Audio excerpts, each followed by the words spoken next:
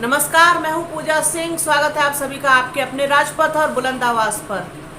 बिहार के पूर्व सांसद और बहुजन समाज पार्टी के नेता साधु यादव ने क्यों कहा कि बसपा और बसपा सुप्रीमो मायावती महागठबंधन का हिस्सा हो सकती है, लेकिन सिर्फ एक शर्त पर।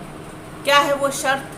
आइए आपको बताते हैं। वो शर्त है कि अगर कांग्रेस, जो कि इस समय विपक्ष में बड़ा स्थान रखती है और मजबूत पार्टी है, अगर कांग्रेस या फिर विपक्ष प्रधानमंत्री पद के लिए किसी दलित चेहरे को सामने लेकर के आए तो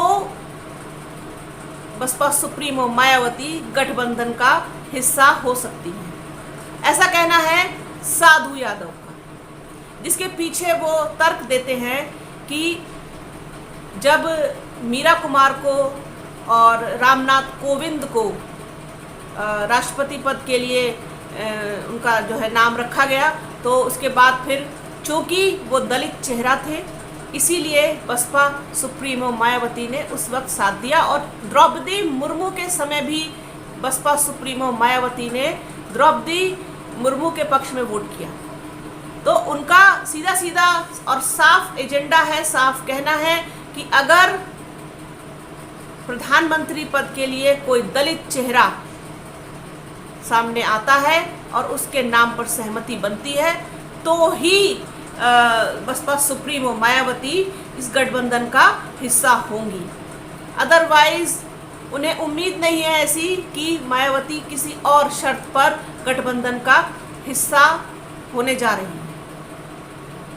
तो ये बात तो कहीं ना कहीं उनकी बात मुझे सही लग रही है, क्योंकि मायावती का हमेशा से ही दलितों के प्रति और अन्य पिछड़ों के प्रति, अल्पसंख्यकों के प्रति एक अलग ही उनका जो है सॉफ्ट कॉर्नर उनके पास है। लेकिन दलितों के लिए जो और दलित चेहरा अगर प्रधानमंत्री पद के लिए होता है तो इसमें जो है कोई संशय नहीं है कि मायावती इस गठबंधन के साथ जाएं।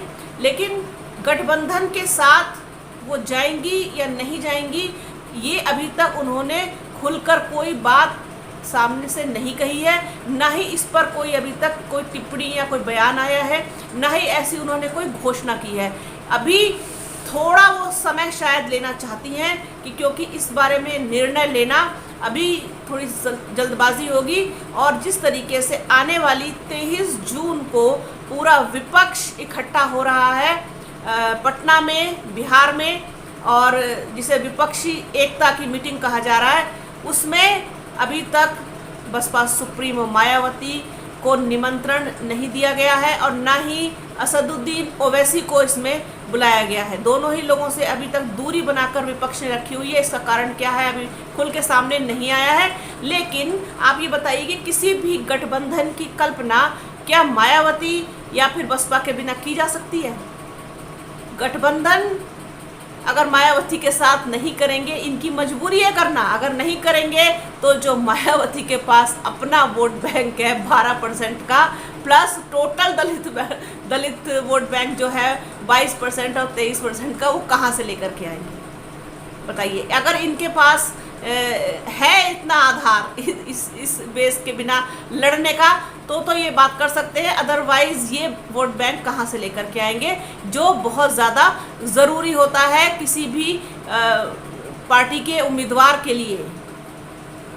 इसीलिए आपने देखा होगा, एक चीज़ नोटिस की होगी कि वैसे पूरे टाइम अगर कोई बसपा की चर्चा ना भी करे अगर, तो इलेक्शन आते के साथ ही बसपा के बसपा एकदम से चर्चा में आ जाती है, एकदम से मायावती सुर्खियों में आ जाती है और लोग लाइन लगा देते हैं उसका टिकट लेने के लिए।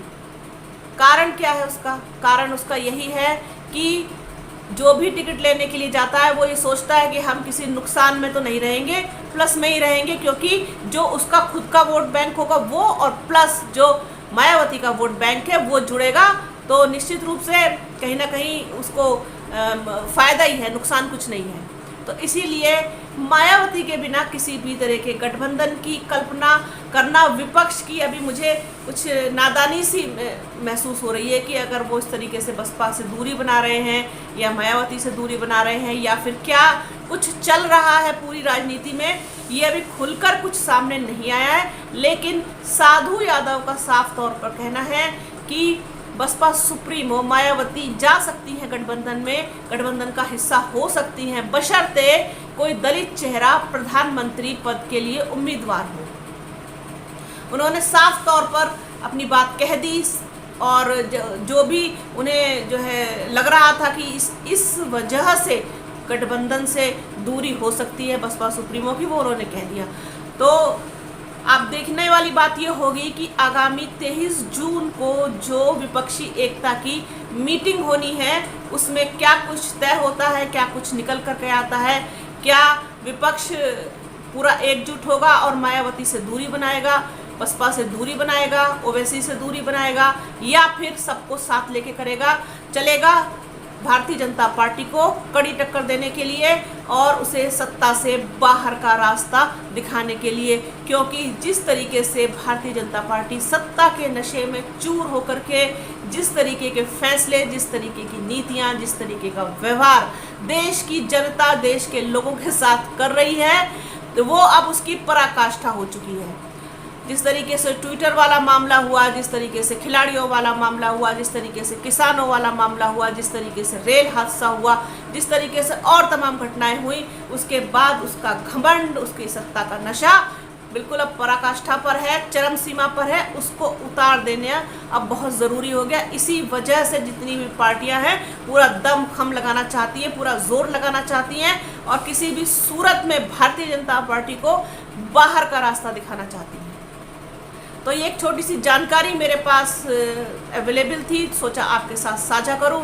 इसी तरीके की और तमाम बातें, तमाम जानकारियां आपके साथ साझा करती रहूंगी। आप बने रहिए राजपथ और बुलंद आवाज़ के साथ। चैनल को लाइक, शेयर और सब्सक्राइब ज़रूर कीजिए, बेल आइकन ज़रूर दबाइएगा। अपना और अपनों का बहुत ख्याल रखिए। जल्द मिलूंगी आपसे नए मुद्दे, नए टॉपिक के साथ। तब तक के लिए जय हिंद।